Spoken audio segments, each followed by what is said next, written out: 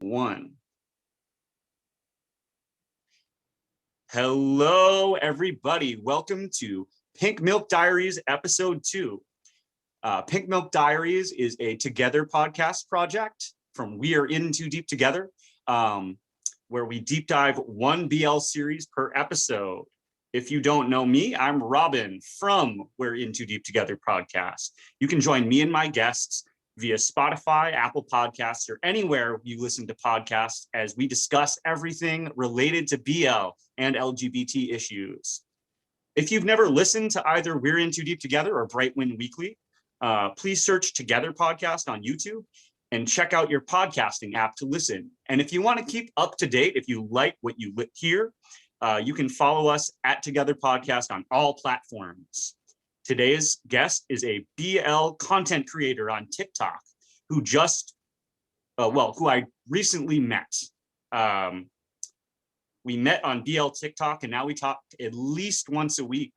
I know him. I first saw his TikTok videos, and they were insightful and like laid back, and I just had to keep on watching. And then through a mutual BL friend, Marcos, we got to talking, and now Saint, welcome Saint. Hi. Hi Saint is a guest on BL Talk almost every time, every Sunday night. So how do you feel about first, do you want to say anything about your content on TikTok? Hi. So yeah, I do a lot of TikToks. It's mostly all the scenes that I love watching from every episode. I try to, like, if I love it that much, then I will post it up there, which is I try to share as much as I can. And also, instead of me saying like doing voiceovers, I do the ones that on the screen, because I try to keep it mellow, try to not to show as much, because I try to have the show be part of the video, not me. Oh, that's so cool. I am like the opposite. And so that's why when I saw your videos, I was like, oh, this is really good. I want to see these. But also, I really do enjoy hearing you talk about BL. So like when you are a guest on BL Talk, our IG lives, it's really great to put you front and center, which is why we wanted you to be a guest on the special episode of Pink Milk Diaries and on this episode. How do you like BL Talk? How are we doing over here at Together Podcast? What do you think? Oh, it's awesome. I love talking about anything about BL. So every time I get a chance to talk with you guys every week on that Instagram live, it's awesome because I get very passionate. If you come and join us, and you will see how passionate we get about talking about BL. It's like we get really really excited. We just talk and talk and talk, and then at the end we're just like, whoa, it's been an hour already of talking about Right. this. Yeah, I know. At the end, every time it's like 1 a.m. and I have the energy to keep on going, but I know that I shouldn't because I have things to do the next day. It's like, I want to keep on going. Why do we have to stop? So now, wait, how are you feeling about today's recording? Are you excited? I'm very excited. I This is know. one of the favorite shows ever, so I'm like very excited to talk. Yeah, I'm super excited. If you haven't guessed by the logo, if you haven't guessed from the theme, we are doing can I get a drum roll? No, I still can't get a drum roll. I'm trying to push Justin to allow us to have a drum roll, but she just won't listen. So today we're doing Dark Blue Kiss, which is a really awesome BL, like one of my favorites. So that brings us to our first segment, Boy Love or Boy Hate, as in, oh boy, I love it, or oh boy, I hate it. How do you feel about this? Are you ready? Oh boy, I love it. I am super excited. Okay. Wow, you're already informed too. So the first thing that you notice about Dark Blue Kiss is that theme song, that opening theme. It starts out kind of slow and you think, oh, this is going to be laid back, it's going to be fine. Then it explodes into this dramatic violin music, and you start to see the characters, and you can almost get a hint of the dynamics and the different things that are going to be happening as you watch. So about that theme song. Do you love it or do you hate it, Saint? I boy, I love it so much because of the way that the song is. First, it starts very, like you said, very like steady, like, and then bam, it hits you with that song, and that with that, and all the characters started coming out of, especially when they come back from the sheets and everything, and just stare at the camera. It's like that stare is like getting you. It's like, oh, what is this is going to be about? Kind of a song theme song, and it kind of reminds me of Spanish telenovelas because that's how they are too. They start slow and then they go very dramatic afterwards. I have to agree with you. Oh boy, I love that theme song. Like for BL, like I'm not like one of those. Well, anyway, I'm not one of those soap opera people. But let's go into the next one. That brings us to the next one, actually. So love triangles, drama, craziness. How do you feel about the craziness that happens in Dark Blue Kiss? Oh boy, I love the triangles because of the drama, not because of the what it might be the toxicity of everything. I just like the drama of it that comes with it because it's like, what is this character going to do with this character to get rid of that character, and what are they trying to do, and what are the sneaky things, what are they going to be doing, and everything like that, like trying to get one character to move step aside so this character could go in and do what they want to do for that other character. Yeah, definitely. It keeps you on the edge of your seat. Like you're drawn in. I have to agree. Oh boy, I love the drama. I love the love triangles. I love like every little bit of it. And like it's okay. It's weird because it's not like I love it. It's like a love hate thing. Mm-hmm. I hate that so many bad things are happening to our favorite characters, but also it's like you're glued to it and you can't get enough. So it's really interesting. So that brings us to our next item. Um, it's happening on another engineering campus, at least partially happening on yet another engineering campus. So how do you feel about that? Do you love it or you hate it? I kind of love it and hate it because, like, yes, it's another engineering um, series, but also too the thing is that it's not mainly focused on the engineering school. Like, we're not constantly going to the engineering school. We get parts going to the coffee shop as well. So the coffee shop and going to the coffee shop, going back to the school, kind of like balances it out. I think in my opinion, I think we see more of the coffee shop more than the actual school, because the school is like just bits and parts of it, trying to get the story in it, but then they go straight back to the coffee shop or somewhere that involves drinking something caffeine or somewhere in that area. Yeah, absolutely. I'm going to say something that I've never said before. I'm going to say, oh boy, I like it. Um, things happening on an engineering campus in a BL is a BL trope. And I think like it's a benign trope. It's not a bad thing. It's not toxic. But it's not, it's not hurting anyone. If anything, it's something that the BL community can rally around. So the fact that an engineering campus is involved in this BL is like something I like, it's something, but it's not something I'm like in love with because it doesn't really mean that much. But it's cool. Yeah. So, and I have to agree with you. Actually, the one thing that brought this home a little more to me in this series was the fact that it takes place, like more than half of the series takes place in a coffee shop. For me, that's home. So I work at a coffee shop, even before I worked at a coffee shop, like more than half my life took place at coffee shops just because I like being there. So yeah, I like the engineering campus being involved. So our next one is kind of charged. Uh, it's Non. Do you love or do you hate Non, our scheming little antagonist, the little worm? I didn't let any of my feelings into that. Oh boy, I hate him so much.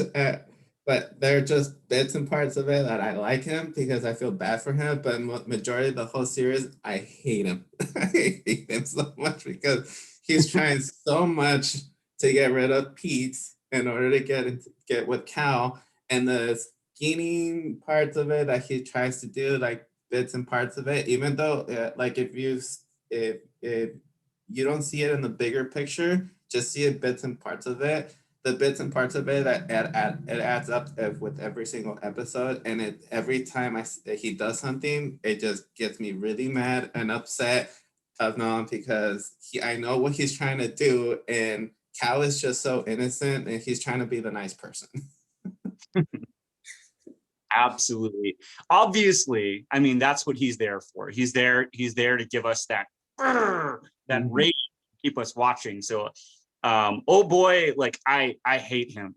I hate him. We need something to hate, right? Now I get, like, I've seen some comments online about this series, like well, we'll talk more about this later. We're gonna get in. We're gonna dig in. So finally, I want to say Pete Cow, Tainu are so sweet. You know, how do you love or do you hate their sweetness as a couple? Boy, I love their sweetness. It just gives me a heartwarming every time I see him. Is that even though P is like very possessive and Cal is like uh mellow with him, tries to relax him all the time when he gets really possessive or he gets really angry, and just the sweetness that Cal has to Pete and then Pete returns it to Cal. It's like very, it's like, oh my gosh, that just melts my heart. Yeah, same. Oh boy, I love it. I love it. Every time I see them, it's like the thing that I love about it is that their relationship is not like this mythical fairy tale relationship. They have their problems. They have their flaws. Each of the characters has their flaws. Yeah, I just love that we see them succeed despite, you know, the problems that they have. They kind of balance each other out. Like one person has something that the other person doesn't, and then like that just balances it out, and then it comes all at the end of them actually almost having the same things towards the end of the show. Yeah, yeah, definitely. Maybe at some point, because this is a series that's a spin-off of both Kiss Me and Kiss Me Again. So maybe at some point we can have you back on, Saint, to review at least this character specific plot lines of those shows. So all right, moving on. So when I first watched BL series, I almost felt it was like a void of something that I'd been looking for previously. You know, I've always been stuck like watching. I've never really watched like romantic comedies or like soap operas because they all had one thing in common. They were heterosexually based, and that's fine. Nothing wrong with that. You know, my parents are straight. That's not true. Never mind. My family is very queer. My parents thought they were straight. But yeah, so when I saw BL, I was like, oh, I know what everybody's like onto when they're watching dramas, when they're watching romance comedies. And so, you know, so our next segment is about specifically how BL series can help the LGBT community. It's about LGBT relationships and how we can personally relate to different struggles characters go through. It's now time for the meat and potatoes of Pink Milk Diaries. It's a pink milk thing. Woo! So there are a few things this series brought up to me. The first one I want to talk about is, you know, taking care of your significant other, to kind of piggyback off of talking about the sweetness of Pete Cow. You know, we know Cow is always like, you know, sponging off Pete's face or like giving him medicine, you know, doing these little things to let him know that he cares. But at the same time, he's not lovey-dovey. Like, he doesn't show his warmth in like affectionate ways. He does it in the sense that in very practical ways. Like, he wants to make sure he's comfortable. He wants to make sure he's healthy. Whereas Pete, he wants to express himself to Cal. Like, he wants to say, I love you. He wants to do it in front of everyone. He wants to tell everyone. And Cal's just not ready for that. So, you know,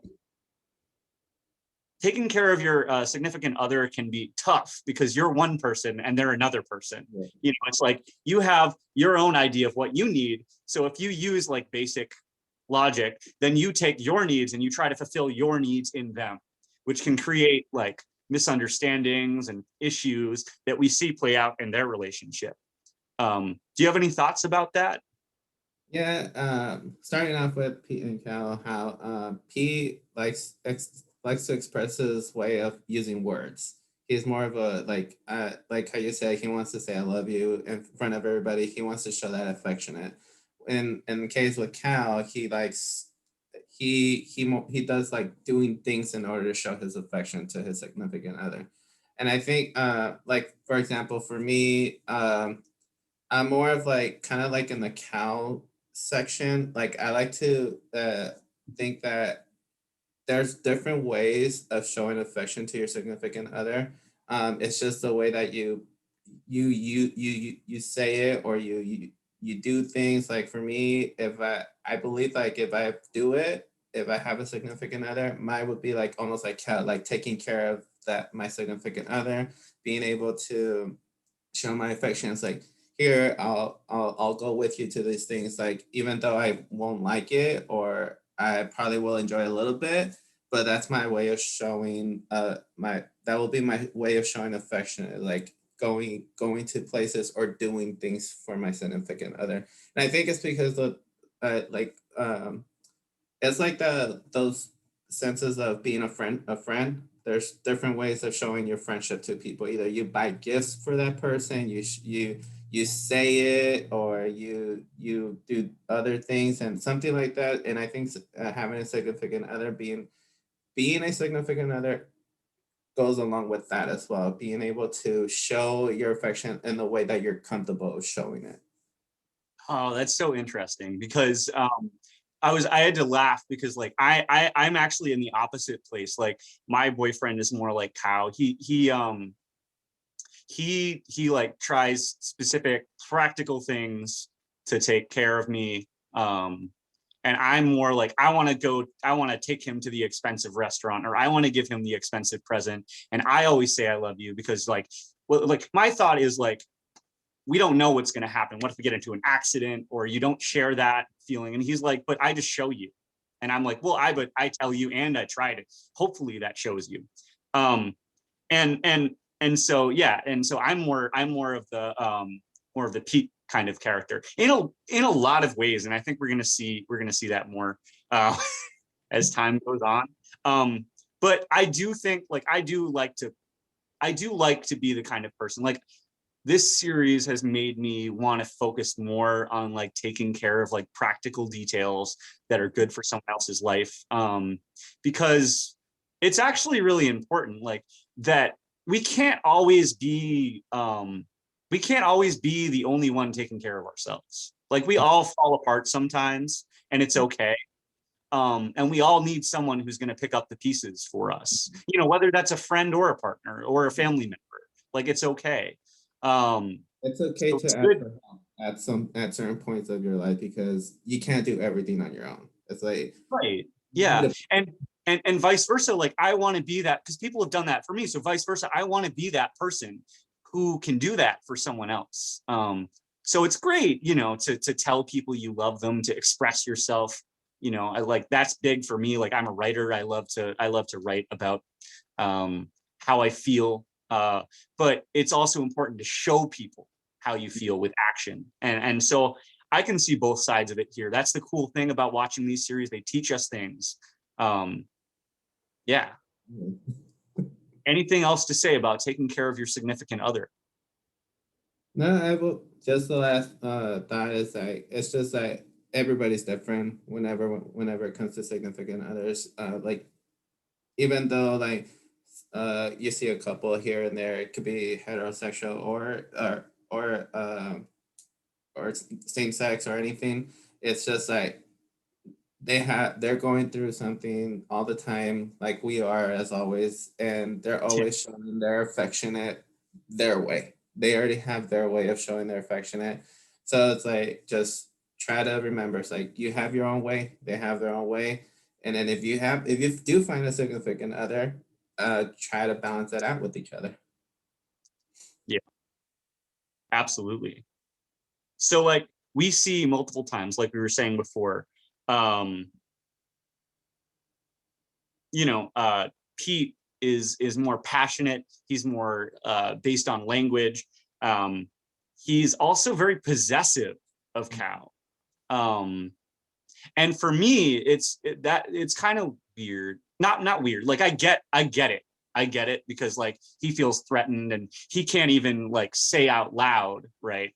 That's his boyfriend and he loves him because Cal's not ready to come out. And yeah, so I think what how do you think about being possessive like of a partner? Because for me like okay I have to explain because I'm a little like mixed up about it because like I have like sort of feelings of that about my significant other. Like I don't want anybody else to like interfere with our relationship or go near it, but also like I trust him on his own in his life um to take care of it. um and I think he feels the same about me. Like he feels possessive too, but also he's mature, he's an adult, and he trusts me, and we fulfill that in each other. So so for me, like as maybe it's just because I'm like in my 30s and they're college students. um it's a little different. But from where I'm sitting, it's strange to be so possessive. But also I remember what it was like when I was young. Anyway, I just kind of lengthy interior monologue there. But what do you think? I think there's different types of possessiveness. That's what I see it. Because there's possessiveness that's like, for example, and you're like, you want to show that you're with this person. You want to be able to tell them, hey, like I'm with this person. Like I don't want anybody going with this person anymore. It's like, and then there's also the possessiveness that I see from Pete is that it's more not the frustration, not the correct word I want to use, but like kind of like he wants to express himself so much that he's in love with Cal and he wants to tell the world that he's with Cal, but Cal is not letting him. So the possessiveness comes out a little bit more of like uh kind of like being mad about it, but yet we like if you see the show, we you kind of understand like why it's not that he's mad, is that he's trying to be respectful. But at the same time you see that it's like he's boiling up like every episode is like he's trying to keep it in himself with most of the time. So I think there's different types of possessiveness. Yes, you could be possessive and be kind about it. And yes, to the extreme is that you could be possessiveness and just be like mean about it or like somewhere in the middle. Like I see P like in the middle, like he's possessiveness, like he's sweet still about it, but he's to the point that he just wants to tell the world, but trying to respect Cal's like uh trying to respect him because he's not out and he's not comfortable coming out yet. Yeah, you can tell there's a struggle going on in Pete, and there it's like these emotions are building up and he has no outlet for it, so it comes out in those ways, like his possessiveness, his and also because his relationship's being threatened, right? Yeah. um he can't really like do anything about it without outing Yeah. Cal and himself. Yeah. Coming to that threat to their relationship. um it's Cow is the one who's like letting that happen. I continually found myself being frustrated, maybe a little bit stronger than frustration, um, by Cow's actions to just continue. Like I understand the position he's in. Like okay, so he's being not forced, but he's being pressured to teach Non, right? That threat, that antagonist. Um, he's being threatened to tutor Non, um, because his mom, because Non is the son of his mom's boss, which is like this is what I love about this series. It's like so intertangled. It's so like everything's so Like everybody's like linked. intertwined with Yeah, something. this way, that way, and they're all butting heads. And there's this like writhing mess almost. And it's just like, it's a lot like real life, except a little more dramatic. But so he feels that pressure, but then, you know, to make Pete feel better, he says, oh, if it interferes with us, I'll stop teaching non. And I think that was the wrong thing to say, you know, because he did try to explain it to Pete, but instead of like trying to patiently continue to explain why he has to teach non, he conceals it because he doesn't want to deal with Pete's angry emotions, because it's the easier thing to do, right? And we know that Pete with 1,000 is questions that Pete might have. right, and Pete is like hard-headed and stubborn and doesn't want to see the other side of things. I think we're going to end up talking mostly about Pete Cow. So yeah, but we see more of that like in other relationships too. When Mork, for example, the newly forming relationships, when Mork says, I'm not going to fight anyone, and then he does fight people, although that's an unavoidable situation. But we see, okay, so about honesty with your partner, that's mostly what I want to talk about, because we brought this up. So for me, I don't really have a struggle with it, because my life is boring, and I I don't really have very much to lie about. I might like say, good night, I'm going to bed now, because we're in a long distance relationship. And then I don't like immediately go to bed or something like that. And I'm like, oh no, like I did something wrong. But really all I did was like wash my face and like watch the final like few minutes of a BL that I'm finishing. But like, that's a lie. That's a big lie. So I don't struggle with it. In my past, though, I have struggled with honesty with my partners for the same reason that Cow did. So actually, this is interesting because I'm able to relate to Cow too. So yeah, because I didn't want to deal with the emotional situation that would be created if I told the truth. But then it just got worse, just like it did in this series. What do you think? Well, for me, I have not had a significant other in order to do that kind of stuff. But in my way, I would say it's like, yes, being honest. But if your partner, and this is just my opinion, if your partner's not okay to hear the truth, then there should be some things to talk about there here and there, and be able to like, hey, just sit down and talk about it. Because if you lie about one thing or keep it a secret, like how Count did, or like how Mort did, he said he wasn't gonna fight anymore, but then he ended up, because like how you said, it's unavoidable. There's some unavoidable things that you have to like understand, like, hey, this is unavoidable, like, even though they said no. But if to the point, if it gets to that point, then yes, I understand. And this is where the conversation should be with your significant others, like, what are some avoidable things and what are not avoidable things, and then just have a consensus with each other. It's like, hey, like, let's do, like, yes, I understand you might not do this, but it might happen without your control, and these are the ones that you can control.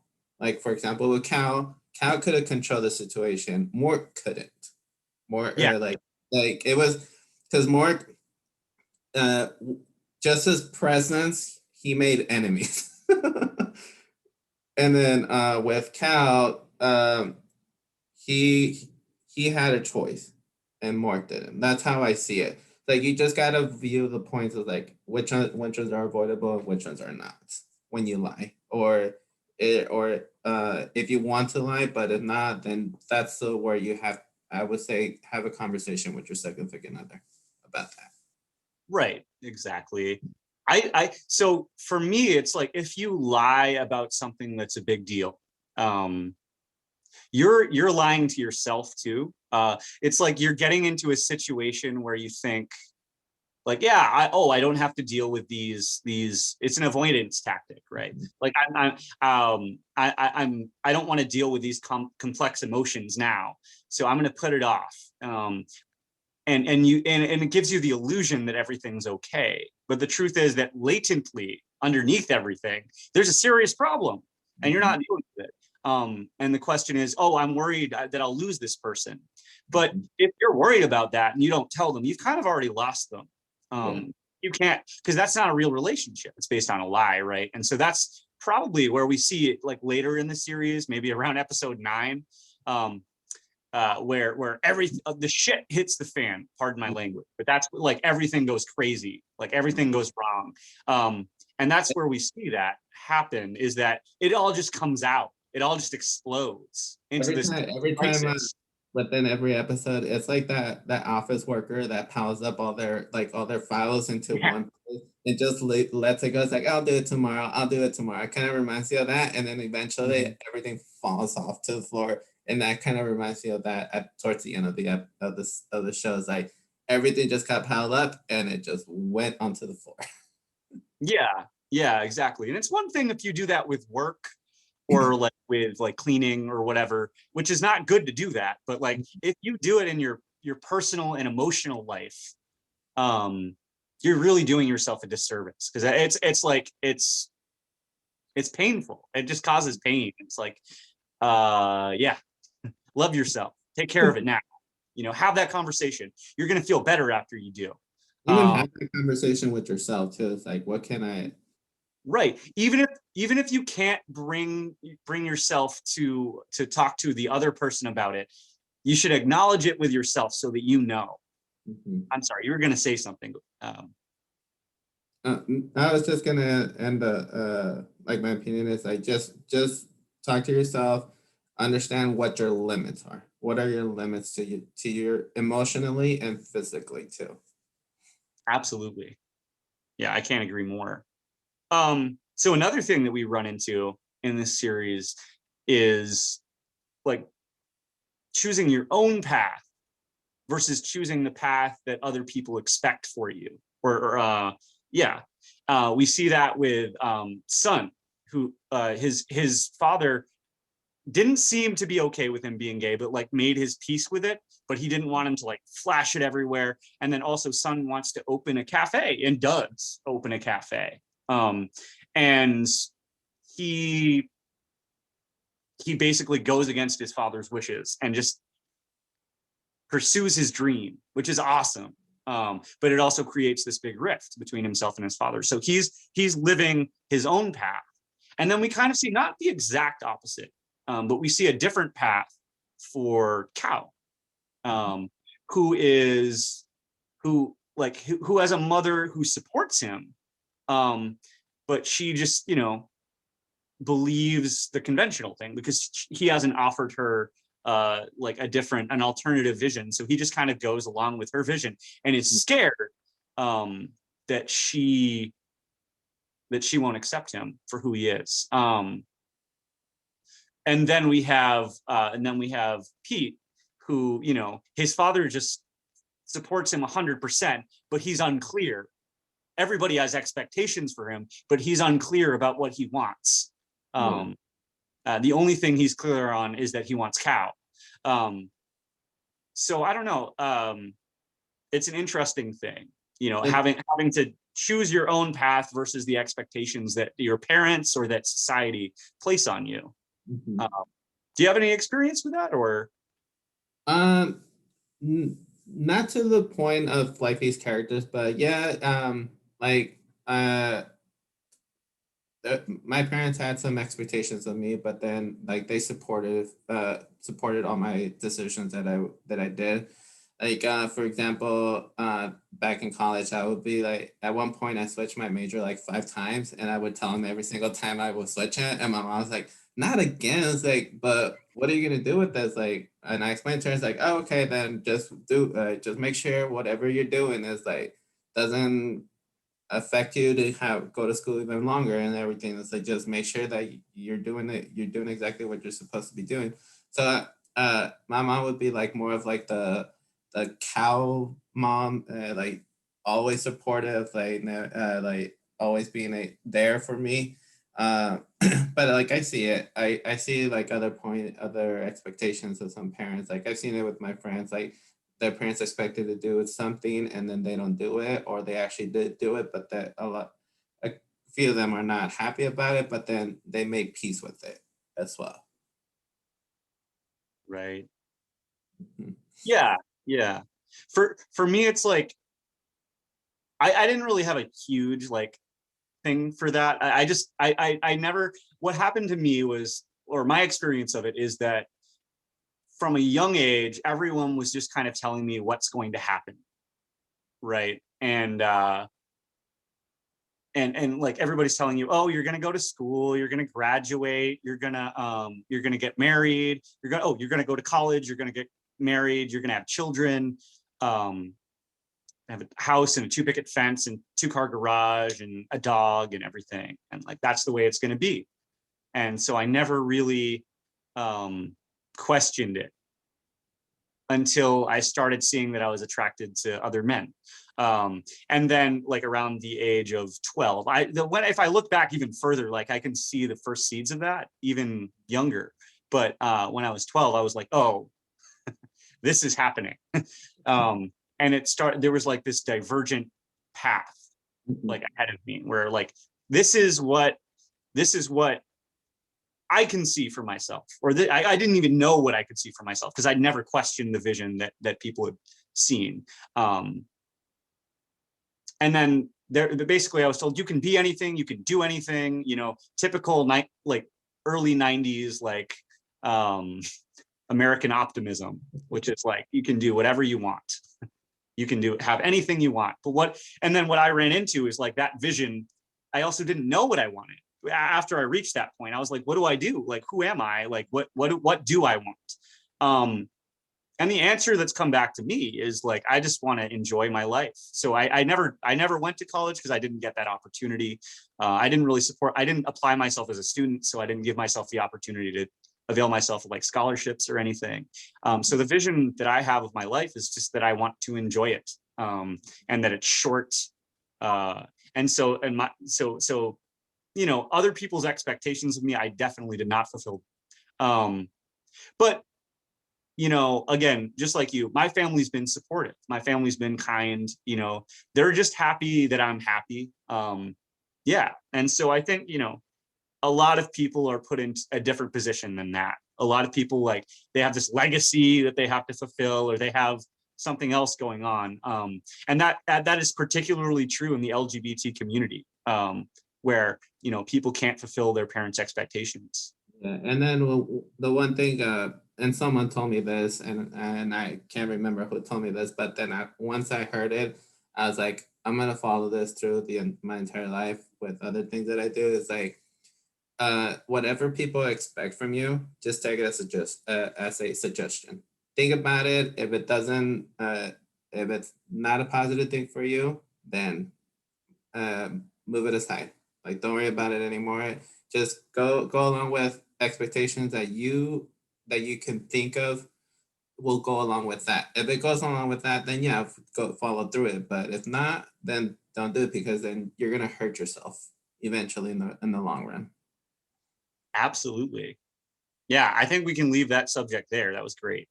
The next one's kind of silly. It's a workplace romance.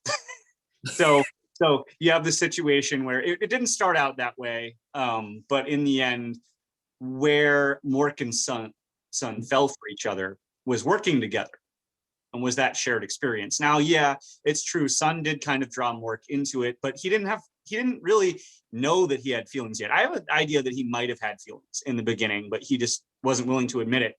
But yeah, so you can see it come out though, because it gets kind of unstable. Like they working together or they're not working together because they're arguing. Mhm. When Mark goes somewhere else and works somewhere else, and Sun's like overwhelmed with things to do. Um, and also you see it where uh, you know, Sun's ex comes to help him out because she was a barista too, and tries to work things out with him. And Mork is jealous of that. So workplace romances we can see get a little messy, right? And I have my own experiences with that. It can be messy is all I'm going to say. Is it gets confusing, and you're not like that. People can misinterpret things, and then other people are like, what's going on with you? You too. Yeah, it gets a little, yeah. I personally have seen it, work romances. I've never had one in my experience. But Yeah. from I saw from Mork and Son is like uh, since Mork is Rain's best friend, Son's brother. I think that Mork eventually went into the coffee shop business kind of a thing. I don't know how to call it, but he ended up liking working as a barista. Um, and I think he really enjoyed it being with Sun, and I think he got comfortable with Sun, and Sun was like there to support him and through the process, even though yes, they argued because Morg was trying to learn, but Morg was trying to be like, I'm gonna do it my way, I want to do it this way, but Sun is like, no, you got to do it this way, kind of a thing. And I think that just them being close was kind of like the factor of them liking each other and more developing his feelings. I think he had those feelings for Sun at certain point, but he just like covered them, and also like Sun. Sun was trying to get over Cal, because from the previous show, Yeah.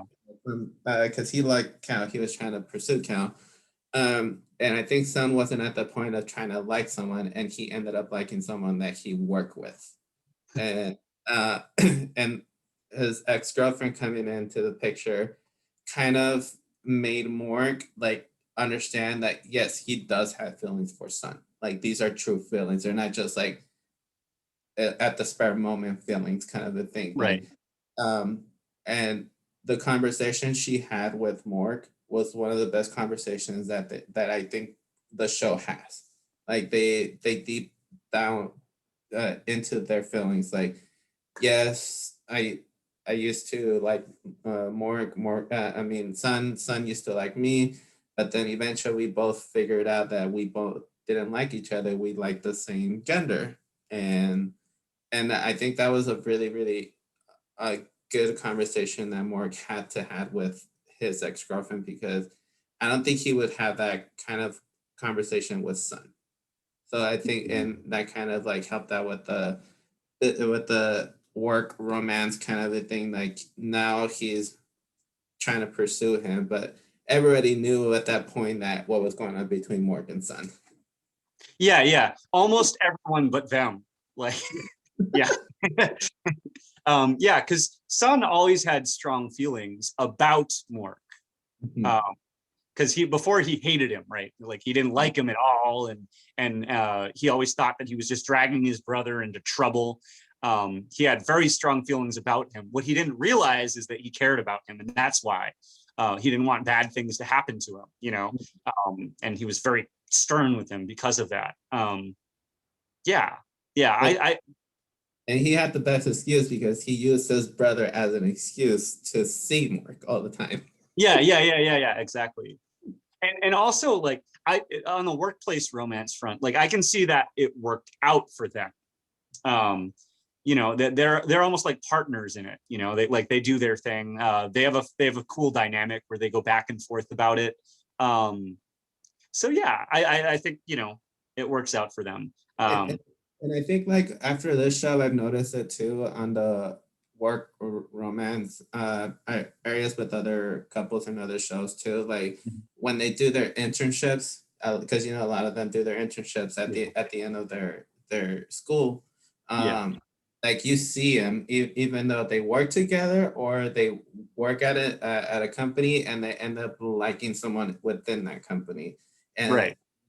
and you kind of see that um, with the show right now that's going on with Top Secret, the series. You see that, but also too like it. This part of the show made me realize because of the Dark Blue Kids with Sun and Morg. Yeah. Yeah, people reach to the things that are familiar, like before smartphones, before dating apps and all that. And those are perfectly legitimate ways to like meet people. I'm not I met my own boyfriend off of an app, so I'm not like downing those. But before all those things, people did meet in organic ways, like around them too. And it's interesting to see that just a workplace romance is just another place that you meet someone. And a lot of people, even if it doesn't work out in the workplace setting, one of them leaves that setting and they settle down and they have their romance, outside, but they met at work still. Yeah. So I think, wherever you meet someone, all the power to you. Love someone. That's the important thing, is to bring more love into the world. Love yourself, yeah. Respect. Yeah, exactly. So I think, the final thing that I want to talk about in this segment is being ready to come out, which is the source of so much drama in this series, is that Kao is not ready to come out. And that puts stress on his relationship with Pete. And also, Mork didn't even know that he was gay or bi or whatever, whatever label. And he was certainly not ready to immediately to accept his feelings for Sun.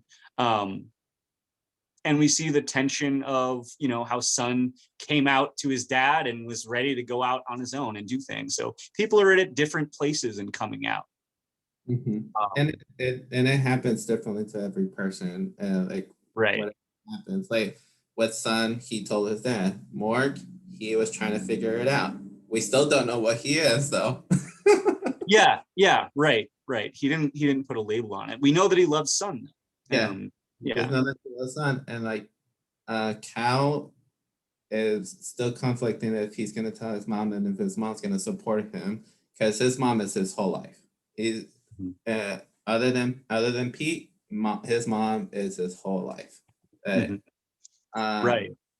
And Pete, and in some cases in real life, some LGBT people get caught, and it's to the point, it's like, how comfortable are you to come out to family members, to friends, and everything like that? Because sometimes we could, for example, with Pete and Non, they both got caught, and you got different perspectives of parents. Pete, right, supported him 100%. He went. This was before Dark Kids. He went to Pete and Cal and go to the living room. We're gonna have a talk, and kind of a thing. And he supported them. The one point that I knew he was 1,000% super supportive is when Pete's dad gives him the condom. Yeah, that was one of my favorite scenes. His dad is so cool. His he's not totally hip or with it or whatever, but he's entirely supportive of his son. And what kind of place does he work at that they just hand out free condoms? That's what I'm interested in too. Yeah, but he's with Pete's dad, it's even and if he doesn't know what to do, he asks Pete. He asks, or he asks around people he might know that they know the answer. He's trying to understand his own son.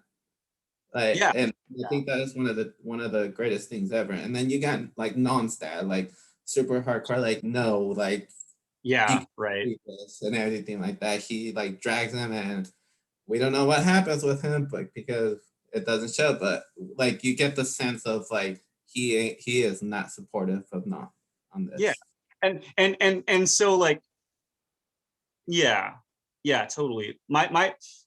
My experience was a little bit more like Non's, actually, where I was in a situation where I couldn't avoid coming. I knew I was gay or bi 2 years before that, and I kind of kept it quiet and disliked myself for a couple of years, and then I was brought into that situation. The difference was, when that situation happened, my family was very accepting, and they were supportive, and there was a little bit of tension sometimes, but all in all, I was supported. So I didn't really have the choice to decide. And I think that was there was a little bit of it was painful. It was like a Band-Aid getting ripped off and revealing an open wound. And it did create a lot of depression. But also it was good because I didn't have to work up the courage to have like a situation where I had to do that. Um, yeah. In my experience, I did one time when I came for vacation with my sister, which I'm currently at right now. I told her, I just told her because I was comfortable already. And then with my mom, what I did is that I wrote her a letter Oh, okay. explaining explaining the reasons why, like how I felt and everything like that. And um, I know to this point, I know she has that letter still that when I came out. So um, she's still trying to understand, like how Pete's dad is. Trying to understand. She doesn't ask a lot of questions, but she tries at certain points. And but I get her. I get it, especially in the Hispanic community. Like it's tough as well. Um, yeah. So the same kind of like happened, or not the same happened to me. What am I talking about? But my family was supportive. Like my mom was actually very laid back too. Like she didn't really ask any questions. She didn't really have to. She was just like, hey, yeah. At first she was just kind of like, oh, like because I was going through a period of also getting like dressing a little more punk, a little more gothic, and she was like, because you're gay doesn't mean you have to like dress like a different way. And I was like, no, this is unrelated. And then she actually started like taking me to like Hot Topic and taking me like she goes, these are Doc Martens. Do you know what those are? These that's what these are. I used to have these. And she told me like her she supported me whatever I did. She took me to gay youth events where I met some of my boyfriends. She met some of my boyfriends. Um, and she was totally just like chill about everything. She marched in a gay pride parade with me. Um, so it's like, I had that support, but also she was just she never like dug into my life. Um, my other mom, who was I thought at that time my dad, um, was totally accepting. And she was, going through her, own coming out process, self-exploration process at that time of being trans.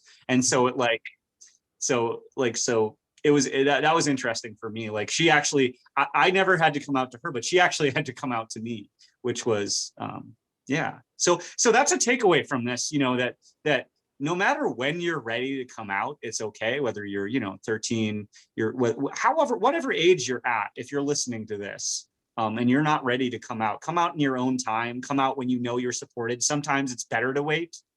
Sometimes you want to wait into a position if you know you're not going to be supported. You're not living a lie. You're living what is necessary, and get yourself to a point where you're safe, where you know you're secure, and come out there. But at the same time, if you are in a position where you're going to be supported and what you are working through is your own issues, your own feelings about being gay or bi or trans or whatever, um, just if you tell someone that you're at least having confusion about that, they can help you come to terms with that if you know that someone's going to be supportive of you. Yeah, Um, like for me, from my experience, I did tell a few friends before.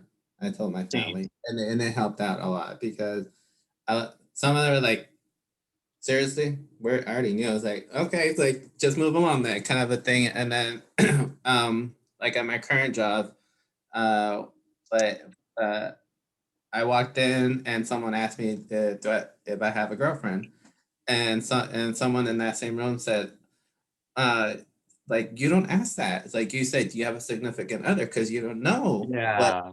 what they are. It's like I'm like, and I knew that this person who said that, like I knew they knew that I was, and it still am.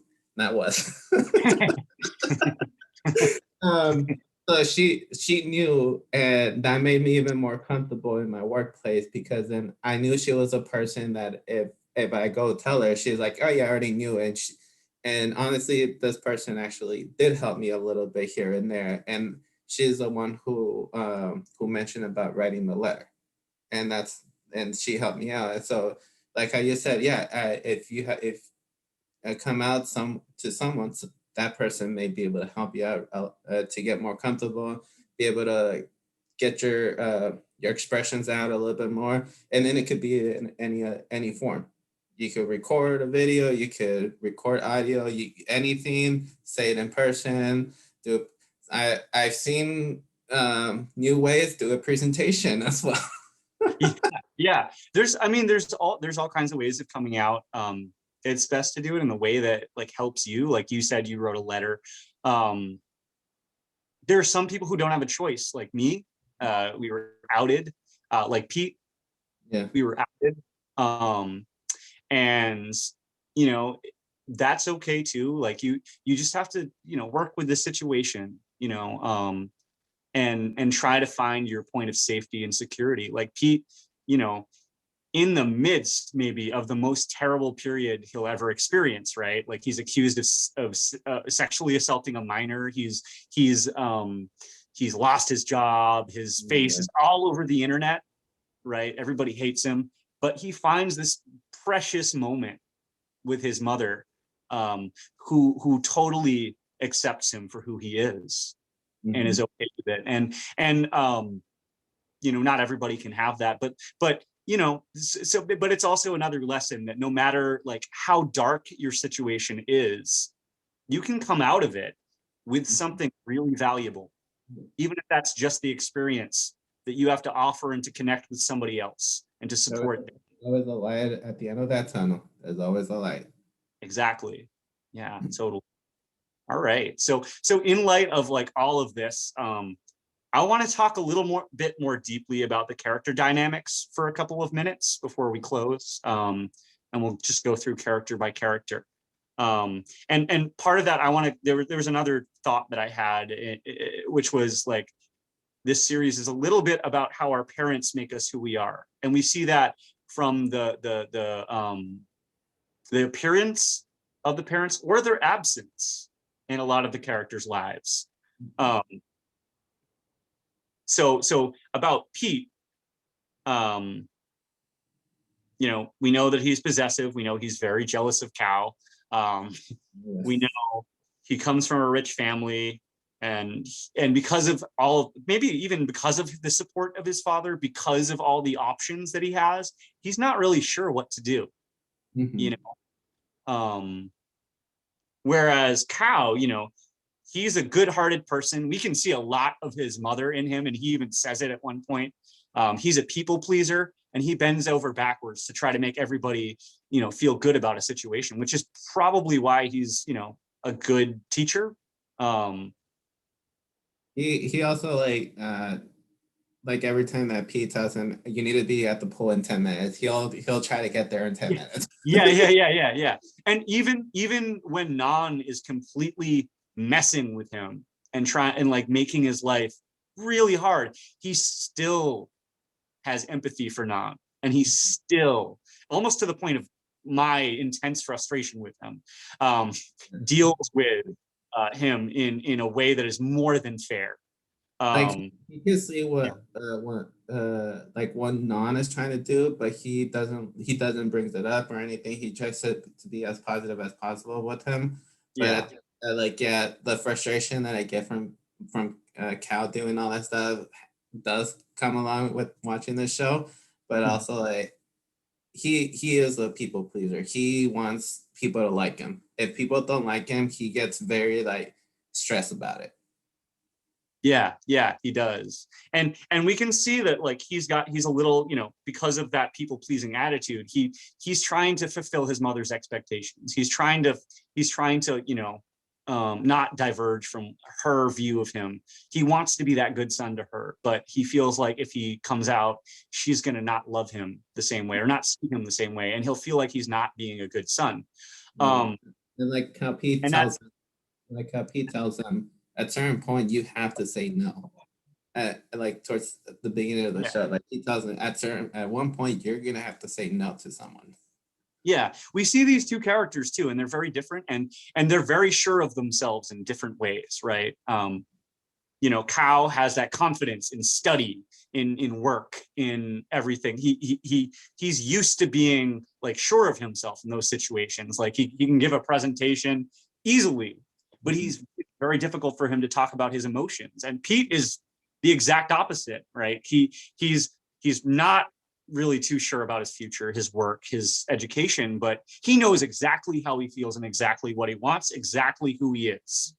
And he's not afraid to talk about Yeah, and you could see it when he goes and has like lunch with his uncles and his cousins. Like you could see it there. Like he has no idea what to do, but he knows emotionally how he feels about everything. it. Like And both of them have like kind of adapted from the absence of a parent a little differently.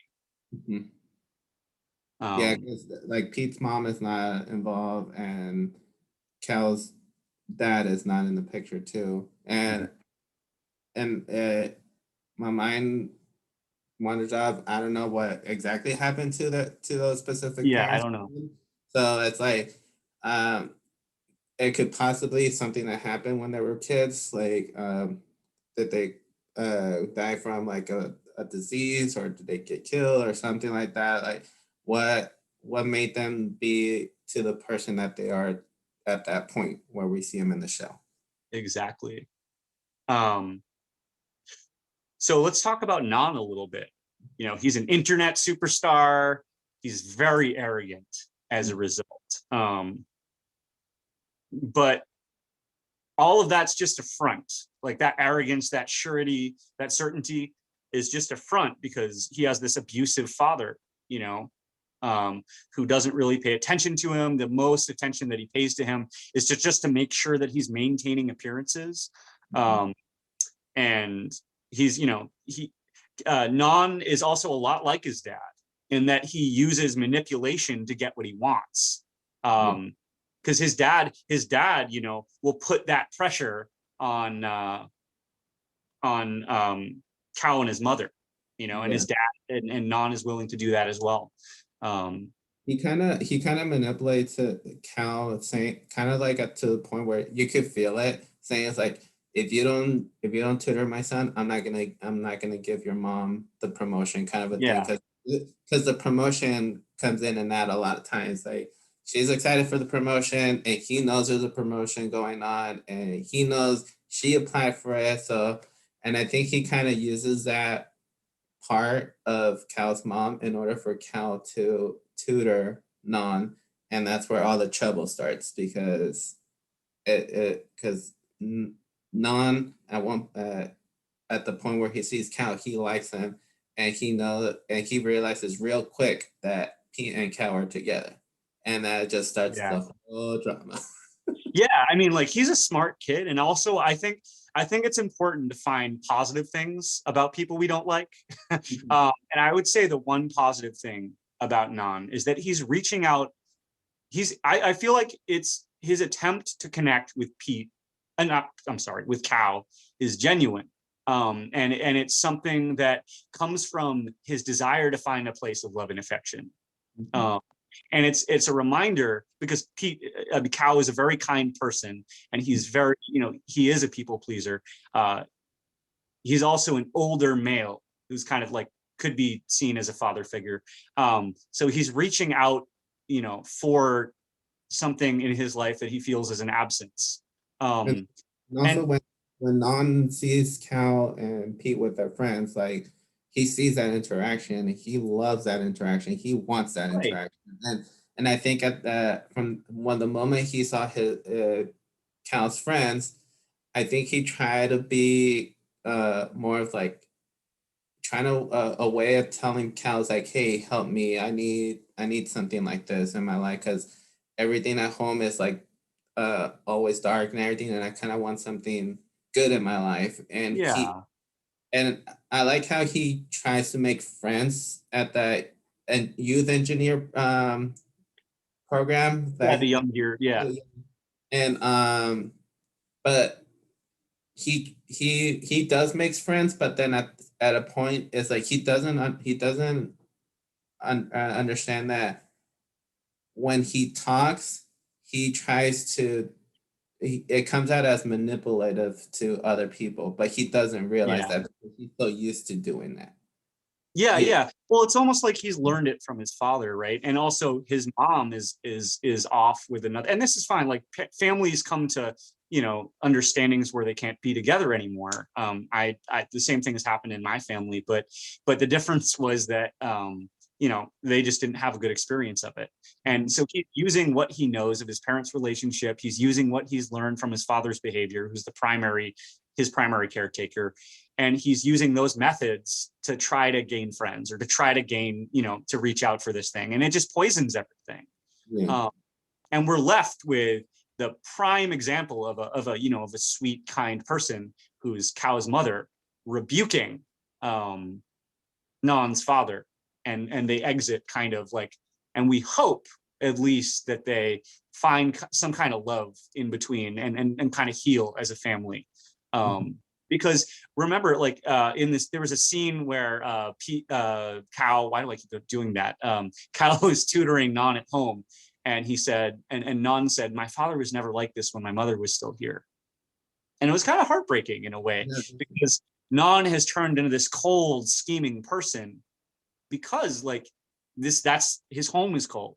His life is cold. It's a reminder that the people who do the darkest things are still human. And they've been through things.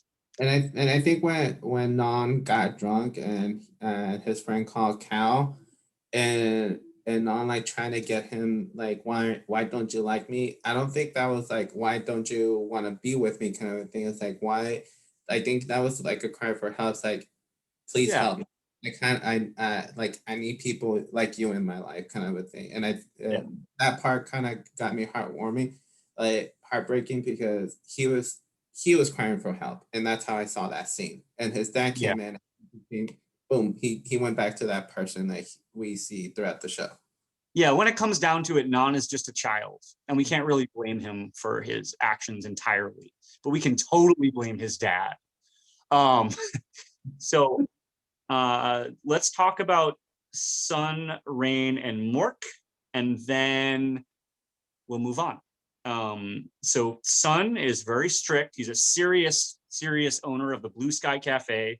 He's been forced to be independent because of his father's non-acceptance. And I feel like partially because of that, he probably has some distance from his father. He kind of takes on, so in a different way, from Nan, his father is not accepting of him. Sun kind of becomes his own parent, and also the parent of his brother and his brother's friends, and just kind of like takes care of everyone without even thinking about it, because that's what he does. He worries about everything. He's stressed out about everything. He's everything. But he's doing it to pursue his own dream. And I think we see that too. We see this weight of obligation on his shoulders, but we also see the light of, like, for example, when they go on their road trip. And this is something that Mork perhaps unlocks in him a little bit, is that he can have the strength and the time, and give himself the time to take care of himself and to live out his dream. Yeah, and I think that Mork like got Sun to come out of his shell a little bit more, and then also too, like, Sun can relate to Mork a little bit, because from a conversation, I don't know if it was with Rain and Mork or someone, that Rain mentioned that Sun used to be like Mork when he was younger. Like, he would get in fights all the time, and at one point Sun made a realization. It's like, what am I doing? It's like, I gotta get it together. And I think Sun also shares that part of his life with Mork. And I think that in the whole trip, Mork allows Sun to be himself even more to be himself with Sun, because no one's there to judge them, no one's there to pick fights with them. And we see a little bit of it because, like, Mork tries to get in a fight with someone at the noodle shop, and Sun's like, no, let's get out of here. Like, you see both of them like trying to balance each other out as well. And I like how this show, with these characters, especially with Sun and Mork, like, they try to balance each other out, and I love that. Yeah, I love their dynamic. And I kind of wish we had seen like some of that past violent side of Sun, and kind of seen him kick a little ass at some point, because we didn't really get that opportunity. But I guess he's totally forswearing that and doesn't want to be involved in that kind of thing anymore. And I also I like the character of Mork. I really like the character of Mork. He's this like very rebellious guy who he sees himself as a rebel. He sees himself as a bad boy, but he's just not. Like everything that he does is stems from an honorable place. Like every situation in which he's violent, it's not like he's just out starting fights. It's because he's trying to protect someone or himself. So every fight that he does is because of I think one was because of Manao, the girl who likes him, and the girl who Rain likes, and then the other ones were all because of Sun, because he comes to that moment where he goes, "I'm this way because of you. I'm just trying to protect you." Like literally, when he yells at him in the hospital. And then when the guys come into the coffee shop, he doesn't even put a fist out there. He just lets him hit it while Sun is having his competition. And Rain is like, when Sun goes to the hospital and just yells at Mork about it and everything, and Rain's like, "Are you kidding me?" It's like, he never hit anybody. He got hit because of you. He was trying to use pretty much his saying, he was protecting you and your coffee shop. Like, give him some dignity or something. Yeah, cut him some slack. Right. Yeah. All right. This is so fun. Like, I don't really want to close this, but I think we're coming up on our time. So I want to finally, choose 3 scenes from the series, each of us, that we love. That's gonna be a tough one. Yeah, so I'll go first to give you some time to think about it. And if they're the same, it's okay. That just means that we both loved one part and that it's a really good part of the show. So like my favorite scenes, these are not in order at all, because I can't really decide. One of them was the makeup scene between Pete and Cal, in it, where Cal finally gets courage, doesn't care, sees the value of having Pete in his life, and he says, "I love you." To him, he like yells it in the place, and then Pete goes, "I didn't hear you, what?" And then he goes, he's like irritated because he knows that he heard him. So that Cal dives in the swimming pool and they basically kiss. And it was a great scene. I just love that. It's validating, because it's that release that this is what we wanted for them, right? It's another one is I'm very biased towards Pete Cal, but another one was the anniversary surprise. Yeah. Because Cal doesn't really, let's be real, Cal doesn't bring much sentimentality. He doesn't bring like that much. We don't, like, our hearts don't swell so often because of him. And in this case, wow, he went all out. He really did a good job honoring their anniversary. So I love that scene. I love how sweet they are to each other in that scene. And then finally, my last favorite scene is Mork's birthday party. Specifically when Sun goes, "So this is the present that you get if you want to be my boyfriend," and it's a big box. And then he goes, "A small box. This is a present that you get if you don't want to be my boyfriend." And the present that he would get if he was, correct me if I'm wrong, if he chose to be his boyfriend, was a shirt that says barista. And if he didn't want to be his boyfriend, it's a shirt that says barista's boyfriend. Yes. So either way, he's his boyfriend. So Sun's basically sending the message, I'm not giving you a choice. And Mork is just shy. So he doesn't want to talk about it. He doesn't want to deal with it because it's just he's not ready yet, but he knows what he wants, but he's just not ready to admit it. So he does need that push. And then you can see that Mork is still shy at that scene because he wants to go play Pokemon Go somewhere else. Yeah. He also is irritated with Sun because he stopped him from playing Pokemon Go. Yeah, exactly. So what about you? My top three favorite scenes. I would say the first one is when Kitty and Mark have that conversation. I love that conversation. That was a good scene. I appreciate it. Love the sentimental of everything.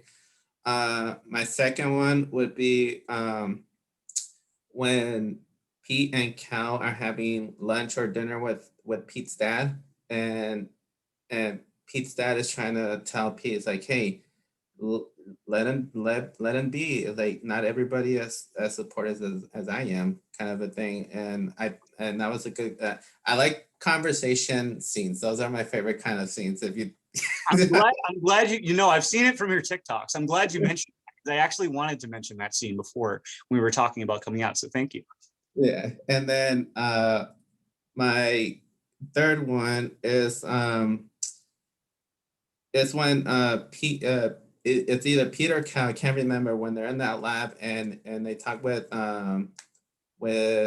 Sunday, and that conversation is like, it's like you just gotta be patient. It's like patience is everything. It's like it's not don't get too frustrated, kind of the thing. It's like just let it be. He's gonna, I think it was with Pete, he's gonna come out when he's ready. Like when Yeah. he's ready, kind of a thing. So yeah, I kind of like those conversation scenes. Those conversation scenes always get me, and I was like try to see the value of it and the point of why the writers decided for these characters to say this. Awesome. Um, okay. This has been really fun. Yes, it has. You're gonna have to come back Sunday night, even though that's gonna be late for you. So it's okay if you can't. But for our BL talk on Sunday night at midnight Eastern time. So technically we would call that Saturday night, or not technically, whatever. Um, but it's 11 a.m. Thailand time, 12 p.m. Philippines time, this Sunday.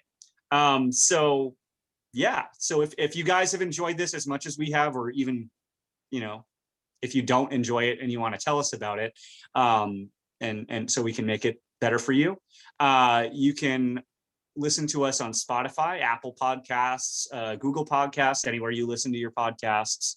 You can listen to Pink Milk Diaries there. You can catch Bright Win Weekly there.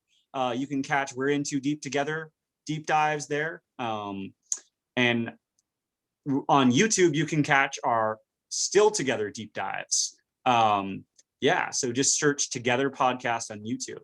Speaking of social media, you can follow us on, let's see, let's do an inventory. Twitter, you can follow us at Together Podcast. Yes, you can. Let's see. Facebook, you can follow us facebook.com/Together Podcast. Yes, you can. Instagram, can you follow us there at Together Podcast? Yes, you can. TikTok, yes, you can. And also, please follow Saint on Instagram. You can see my personal handle here too, and his handle. So follow him, and you can find his TikTok content through Instagram as well. If you see my handle, it's the same without the underscore. Yeah. So it's basically you take out one thing. This has been great. I want to end with a quote from the series. Actually, it's the final quote. Is there anything you want to say before we close, Saint? I just want to say thank you so much for inviting me. Yeah, all of you guys. Like, has been so much fun. I would, if you guys haven't gotten a chance, I would say go hear the other podcast from Pink Milk Diaries and Together Podcast. They're very exciting to hear. I have so much fun just hearing them while I do like work or I do clean around the house. I just hear it and I laugh a lot. So if you guys have any time to hear them or watch the videos on YouTube, I highly suggest that you guys do it as well. Thank you so much. I have to echo that. So finally, yeah, the final quote.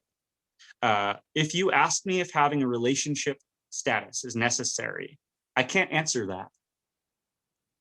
It depends on each couple's readiness and reasons. Love has no form and no rules. No one can define any requirements except the two people who love each other. That's enough for me.